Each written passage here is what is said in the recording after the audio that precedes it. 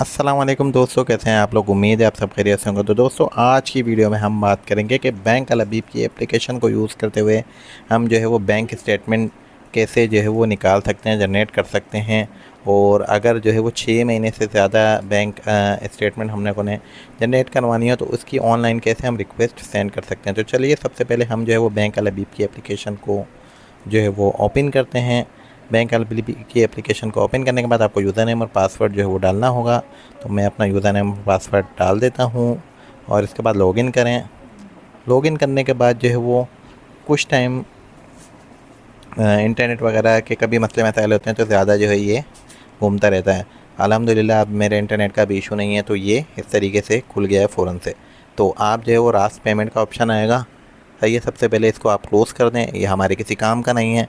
और आप यहाँ देखेंगे सबसे नीचे जो है वो होम के बाद अकाउंट्स का ऑप्शन है। तो यहाँ सेकंड नंबर पे अकाउंट्स का ऑप्शन है। जैसे ही मैंने क्लिक करा तो यहाँ पर ये आ गया एक प्रोसीड और एक कैंसिल, और यहाँ मेरा अकाउंट नंबर आ गया। अब मैंने इस पर प्रोसीड पे क्लिक करना है।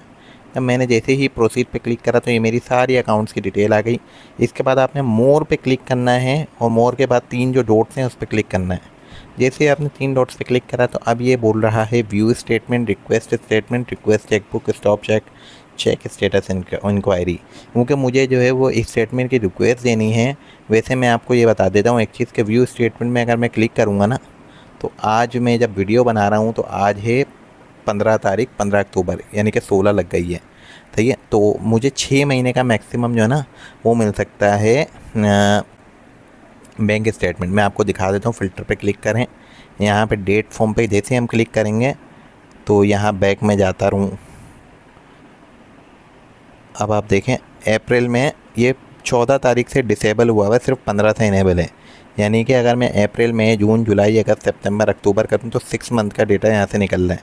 तो इसलिए अगर आप 6 महीने का डेटा लेना चाहते हैं तो आपको इजीली यहाँ से मिल जाएगा 6 महीने के अंदर अंदर पास्ट। तो आपको जस्ट डेट टू और फ्रॉम सेलेक्ट करके जनरेट स्टेटमेंट पे क्लिक कराएंगे, मिल जाएगा। बट मेरा भी ये काम नहीं है तो मैं यहाँ पे कैंसिल कर देता हूँ और बैक पे कर देता हूँ। जब मैं बैक पर आऊँगा तो भाई मैं वापस से इस पे मोर पे क्लिक करूँगा, 3 डॉट्स पे मोर के बराबर में। अब यहाँ रिक्वेस्ट स्टेटमेंट पे मैं क्लिक करूँगा। रिक्वेस्ट स्टेटमेंट पे जब मैं क्लिक करूँगा तो अब ये फ्रॉम डेट बोल रहा है। मुझे बेसिकली अपने जो है वो फाइलर के लिए जो है वो चाहिए स्टेटमेंट पूरे 1 साल की, जो कि क्या है, जो कि होगी ऑब्वियसली बात है कि 1 जुलाई 2024 से लेकर 30 जून 2025 तक। तो मैं जो है वो 1 जुलाई 2024, अगस्त आ गया, जुलाई, 1 जुलाई 2024 और 30 जून 2025, इसका मुझे जो है वो एक पूरे साल का जो है वो डेट स्टेटमेंट चाहिए। मैं सबमिट पे क्लिक करा। सबमिट पे क्लिक करा तो अब ये बोल रहा है कि भाई 1 जुलाई 2024 से 30 जून 2024 तक का आपको जो है वो चाहिए statement. You initiated a request for account statement. तो मैंने बोल दिया कंफर्म करा, यहाँ कंफर्म मैंने कर दिया। अब आप यहाँ देखें, your request has been accepted, your request statement has been dispatched on your generated registered email ID. ठीक है भाई, ये इसने बोल दिया। अब यहाँ पे हम चाहें तो आप गो टू डैशबोर्ड पे आ जाएं, या अब यहाँ पे आप आ जाएं। वो मैसेज भी आ गया कि भाई dear customer, your requested e statement of account number has been initiated and send to your registered email address. अब मैं आपको दिखा देता हूँ, यहाँ पे मैं जो है इसको बंद कर देता हूँ। लॉग आउट कर दिया मैंने। अब मेरा जो रजिस्टर्ड ईमेल एड्रेस है मैं वहाँ जाता हूँ भाई, आपको दिखा देता हूँ। ये मेरा रजिस्टर्ड ईमेल है। आउटलुक पे मैं गया। आउटलुक पे जाने के बाद में oh my God, this is so, मतलब जो है एक्साइटमेंट के देखें 1151 पे और 1152 ऊपर हो रहे हैं। मेरे पास ये स्टेटमेंट आ चुकी है यहाँ से मेरे जो है वो अकाउंट नंबर पे। तो ये तो आपका भी अकाउंट नंबर पे इस तरीके से स्टेटमेंट आ जाएगी। और यहाँ पे मैं अब क्लिक करूँगा तो यहाँ पे मैं जो है वो डिवाइस PDF व्यूअर से आपको दिखा भी देता हूँ, जस्ट बंद करके। अब ये बोल रहा है कि enter password to open file. ठीक है, मैंने यहाँ पे ओके कर दिया, कैंसिल कर दिया। क्यों कैंसिल करा? क्योंकि यहाँ पर जो है ना वो इन्होंने मुझे बोला हुआ है